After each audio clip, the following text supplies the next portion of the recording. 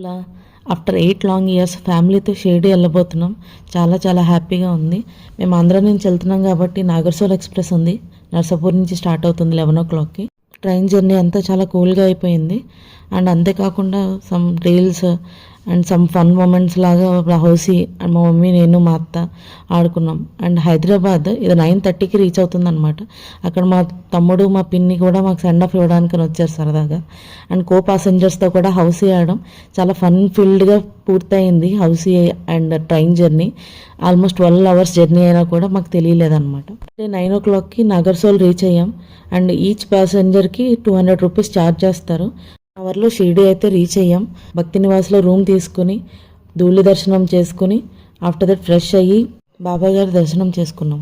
అంతేకాకుండా దర్శనం and accommodation details ఎలా తీసుకోవాలి ఏంటి అన్ని డీటెయిల్స్ నేను పార్ట్ 2లో ఎక్స్ప్లెయిన్ చేస్తాను. Wait for part 2. Thank you for watching.